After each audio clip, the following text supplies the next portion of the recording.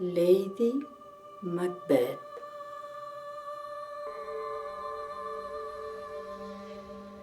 El propio cuervo se queda ronco de graznar por el fatal arribo de Duncan a mi fortaleza.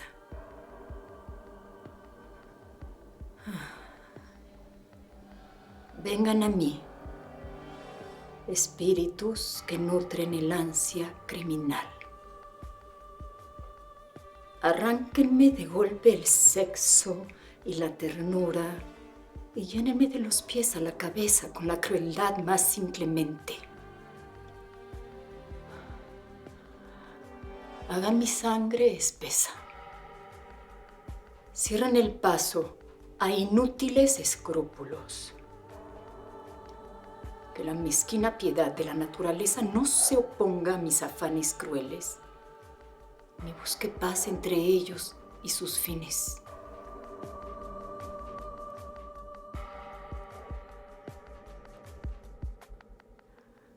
Alcancen mis pechos de mujer y vuelvan hiel mi leche.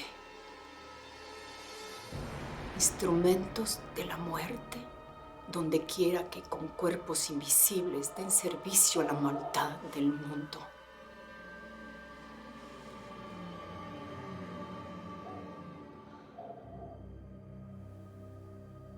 Ven a mí, noche densa, cobíjate en el humo más oscuro del infierno. Que el filo de mi daga no vea la herida que provoca, ni el cielo asome por el manto de las sombras para gritar, no más. Toda la vida es sueño. Anthropos Anthroskos. Izumo Okuni se llamaba lo que se conoce como Wakashu Kabuki. Minasan, konnichiwa. Yoroshiku onegai shimasu. Badi gunam varnippan vambanalla anirajani. Creeps in this petty pace from day to day to the last syllable of recorded time. ¿Y los sueños? Sueños son.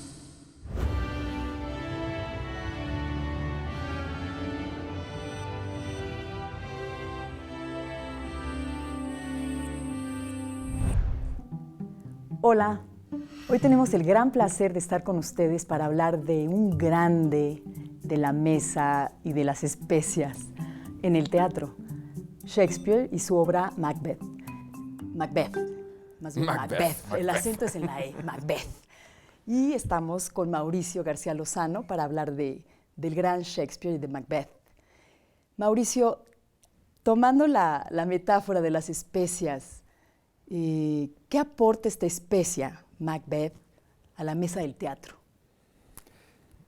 Pues yo tengo la sensación de que Macbeth es una obra que tiene por lo menos 3 ingredientes, siguiendo con la metáfora culinaria, bien importantes en cuanto a tema, y creo que dan como resultado un buen guiso. A ver si podemos. Mira, por una parte tiene ese tema persistente en Shakespeare, que es el de la ambición política, ¿no es cierto? El de pone el dedo sobre la llaga del gobernante para hablar sobre la tendencia o el peligro de caer en la tentación de una ambición que lo saque, digamos, del centro del gobierno, ¿no es cierto? Esto es un tema recurrente en todo Shakespeare. El caso de Macbeth es muy interesante porque surge a partir, digamos, como de un aviso premonitorio, ¿no es cierto? Y eso echa a andar un proceso, digamos, de ambición que evidentemente se vuelve como una especie de hidra de 2 cabezas, porque no solamente está en la ambición de Macbeth, sino en el de su mujer, y echa a andar pues esta trama interesantísima. Entonces, creo que la ambición política es una de esas especies, uno de esos ingredientes muy importantes, pero eso se combina con la historia de amor.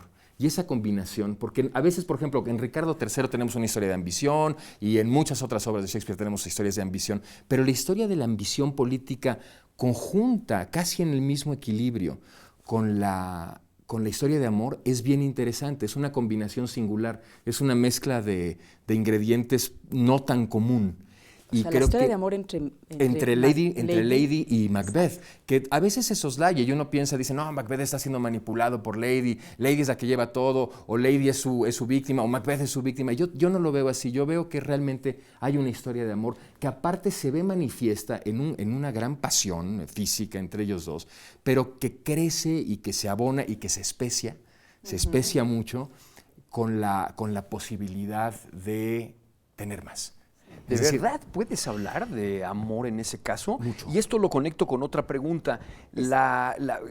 ¿Está sobredicho o leído entre líneas los acercamientos físicos sexuales entre ellos, que quizás no son tan evidentes en la lectura del texto? Yo no lo sé si están tan ahí, pero yo lo veo así. Es decir, yo veo la relación. Yo veo que en ese ingrediente donde tengo ambición política más amor, porque sí veo amor, pasión, sí veo mucho agarrón. Yo sí veo mucho contacto, mucho deseo. Sí veo que es una de esas parejas que entran en grandes crisis que las que se resuelven en la cama. Sí veo ese tipo como de animalidad, de primariedad en este par de seres que finalmente son a través de quienes estamos viendo toda la trama. Porque si hay una obra que se ve a través de un punto de vista, esa es Macbeth. Es decir, hay dos protagonistas muy contundentes a través de los cuales ocurre toda una trama alucinatoria, pero a quienes uno sigue de punta a punta es a Macbeth y a Lady, ¿no? Y yo diría que el tercer elemento de esta cocina o de este platillo es el elemento de lo sobrenatural, que es tan, tan atractivo y tan irresistible, brujas, ¿no? O sea, que a quién no le gustan las historias de fantasmas. Bueno, pues ahí la tenemos. Tenemos una historia de ambición política mezclada con historia de amor, mezclada con historia de fantasmas. Éxito asegurado. Sí. O sea, por eso sigue siendo un platillo irresistible, porque aparte el equilibrio de esos ingredientes en este guiso es glorioso. No se separan. Uno no se explica la historia de ambición sin la aparición de lo sobrenatural.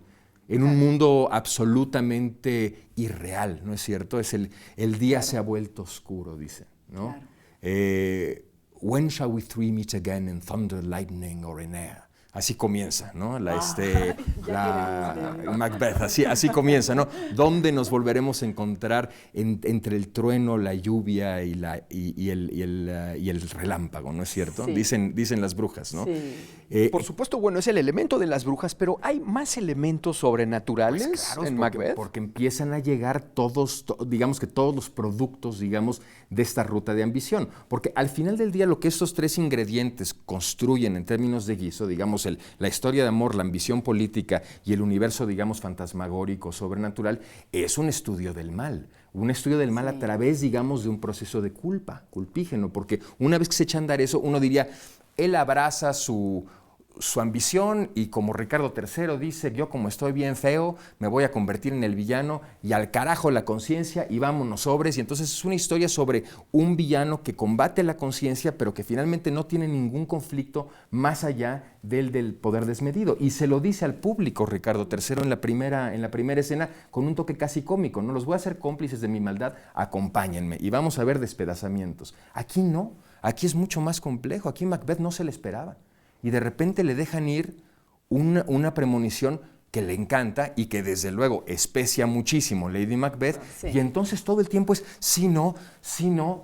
Y este proceso de culpa yo creo que va eclipsando, y creo que esa es la palabra precisa, va eclipsando su capacidad de ver el mundo con claridad. Es decir, el mundo de lo terrible y el mundo de lo hermoso se va volviendo una especie como de alucinación.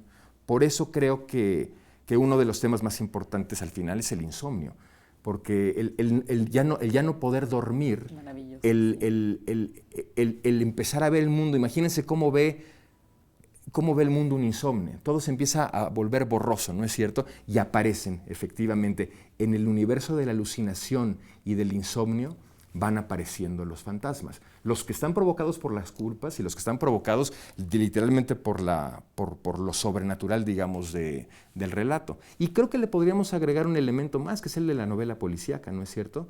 Es decir, sí pareciera que hay en esta búsqueda como de sanar una culpabilidad o descubrir al asesino de un crimen. Es como si Macbeth y Lady, pero más Macbeth, estuviera queriendo no ser el asesino, y termina por descubrir, es como si el inspector descubriera que él fue el asesino, ¿no? Él está buscando poner la culpabilidad en otro lado, dársela a otra persona, dársela a echar la culpa a otro lado, y al final no tiene de otra más que asumir las consecuencias de lo que solo él hizo. Pero eso no ocurre de manera directa, no ocurre fácilmente. Entonces, por eso es fascinante. Toda la obra, sí, va es ocurriendo fascinante. sobre la obra. Entonces, también se puede ver como una especie de investigación donde el que investiga o el que quiere dilucidar el crimen termina por darse cuenta que él es el culpable. Y termina muy bello con este nihilismo, si podemos decir de alguna manera, cuando ya ve el cuerpo de su mujer y todos esos cuerpos, toda esa sangre, y que dice estas bellas palabras de que esto no es nada. Tendrías que no decir es nada. ese pequeño... Sí, pues esa es que... estrofa, si puedo decirlo así. ¿Por qué no la dices? Porque pues además creo que la dices con especial emoción y creo que sería fantástico perfecto, y eso compartir nos gusta con nuestros telespectadores estos versos de Macbeth. Pues es la quinta escena del quinto acto que justamente se muere finalmente Lady Macbeth y todo el mundo supone que no pudo con esta... Ella pierde la razón y termina por aventarse de la torre, ¿no? Ella se mata. Y porque justamente la abruma, la culpa, vuelta alucinación. Y entonces viene Seaton a decirle a Macbeth, "The Queen, my lord, is dead". Ahora sí que ya se le murió su chamaca. Y él en ese momento entiende que estamos metidos en un lapso, en un universo donde el camino hacia el mañana, en el futuro, en el mañana, solamente existe la muerte. Y entonces entiende nihilistamente que la vida no tiene sentido. Y dice, "Tomorrow and tomorrow and tomorrow creeps in this petty pace from day to the last syllable of recorded time. And all our yesterdays have lighted fools the way to dusty death. Out, out, brief candle. Life's but a walking shadow, a poor player that struts and frets its hour upon the stage and then is heard no more. It is a tale told by an idiot full of sound and fury, signifying nothing". Está cabrón, ¿no? Decir eso Fue impresionante. es impresionante porque decir, o sea, llegar a ese momento y para decir eso, darse cuenta en ese momento creo que es el momento en el cual la serpiente se muerde la cola. O sea, justamente donde él se da cuenta que él es el responsable. Vamos a ir, queridos amigos, a una pausa. Estamos conversando con Mauricio García Lozano sobre Macbeth en esta nueva estación en la Ruta del Teatro.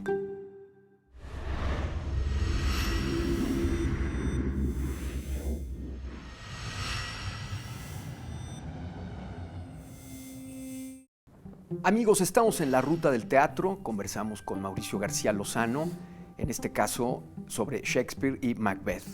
Por supuesto, Mauricio, se antoja de inmediato preguntarte, una vez que nos has transmitido ya tu emoción por este texto, ¿cuál es tu Macbeth? ¿Cuál es la visión que tú tienes de esta obra fascinante?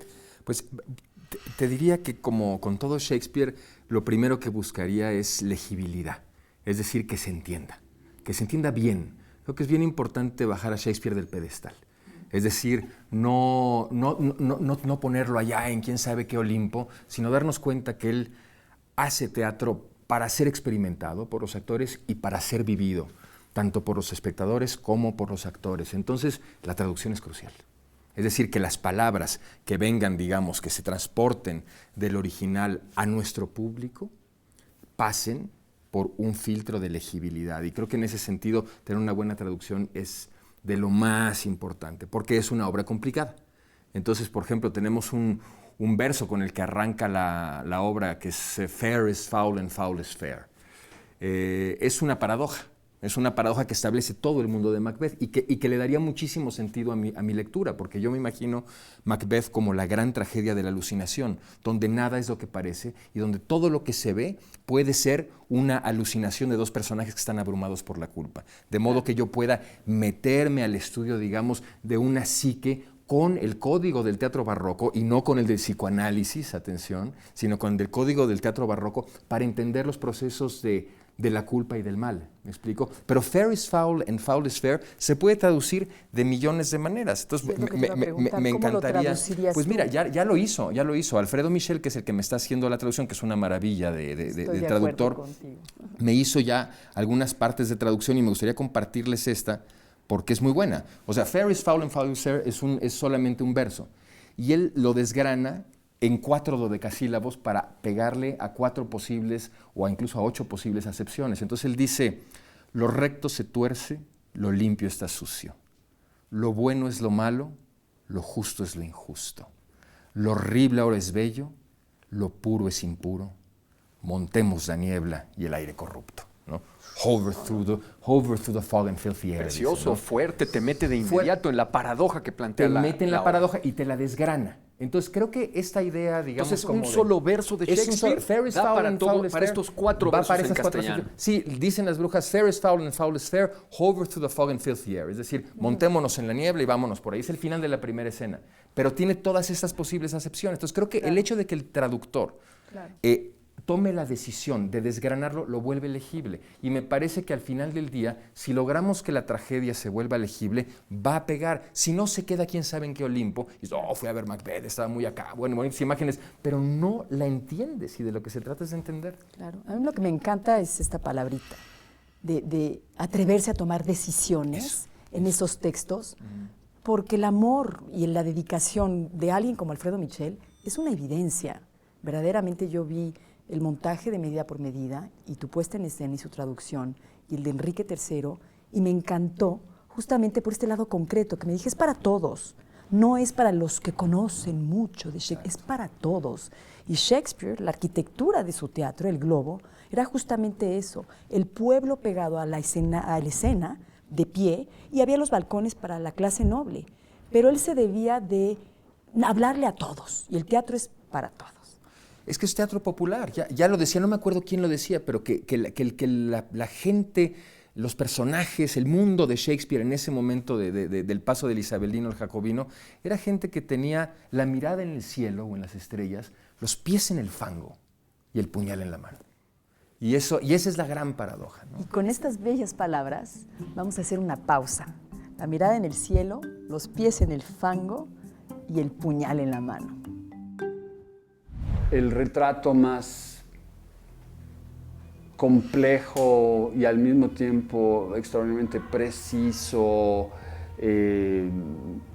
reconocible y aterrador del déspota, del poder detentado sin escrúpulos, con el egoísmo más grande, pero al mismo tiempo de un ser completamente plagado de dudas, de carencia de compromiso con los demás y estímulos como los que obtiene de su propio entorno, que son igualmente perniciosos, no deja de ser algo que si tú lo empiezas a pensar hacia esta realidad, la caracteriza con una tremenda precisión, ¿no?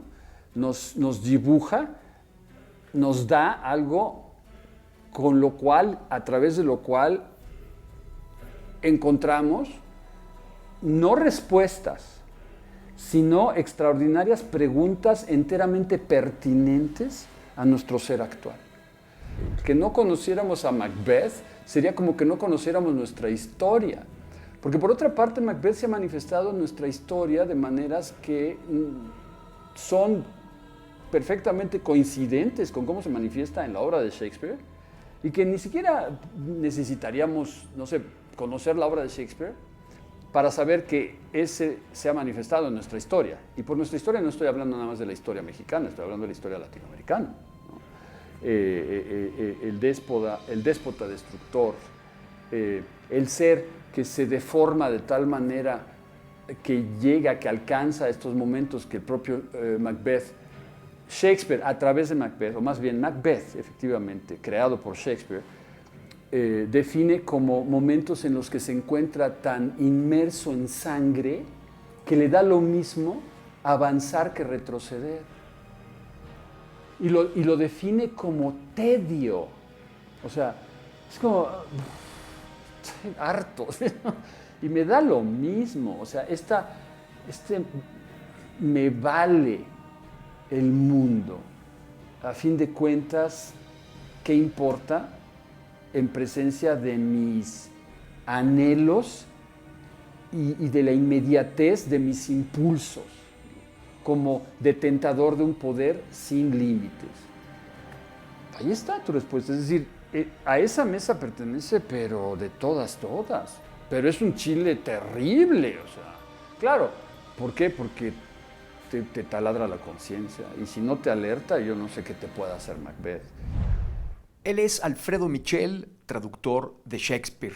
Traductor para ti mismo, Mauricio, de Shakespeare. Por eso te quiero preguntar, ¿por qué volver a traducir a Shakespeare? ¿Cuántas traducciones al español hay después de siglos de representar a Shakespeare en nuestra lengua? Muchísimas, pero yo tengo la sensación y la convicción de que lo que hace Alfredo y lo que yo quiero hacer es hacer un Shakespeare para el público mexicano. Es decir, hacer un Shakespeare que se puede entender hoy, aquí, porque al final Shakespeare se tiene que entender hoy y aquí, estés donde estés, estés cuando estés. ¿Pero eso quiere decir que nunca se había hecho un Shakespeare pensando en el público mexicano? No lo sé, te mentiría si lo dijera categóricamente. Lo que sí creo es que hay que buscar la manera de que Shakespeare se vuelva un vehículo para tocar temas que nos pertenecen ahora, porque son temas siempre universales, pero que la gente pueda reconocerlos, que no los vea como algo que alguien dijo hace 400 años, sino que pueda vibrar con ellos. Y para esto es fundamental las traducciones, sobre todo el criterio de traducción que toma Alfredo, porque al tiempo que es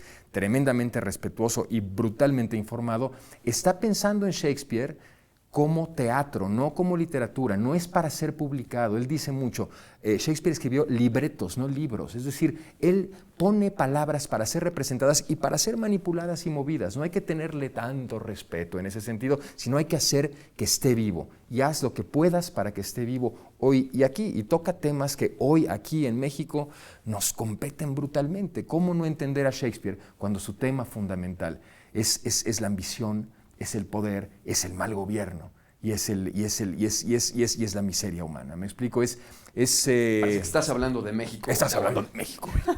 Sin embargo, me temo, Mauricio, que hemos dedicado estos valiosos segundos a hablar del texto y no de teatro, no de tu puesta. ¿Puedes decirme muy brevemente cómo montas Macbeth tú mismo?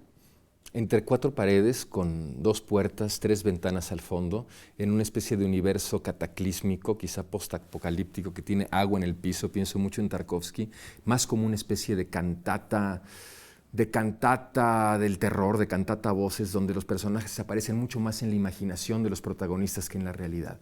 Lo veo más como una alucinación. Imposible pedir más precisión, más clarividencia, palabra crucial para entender Macbeth. Muchísimas gracias, Mauricio, por habernos acompañado. Querida Renata, Fer, nos vamos, así vuela el tiempo. Es una lástima. Esta ha sido, pues, una estación más en la apasionante ruta del teatro.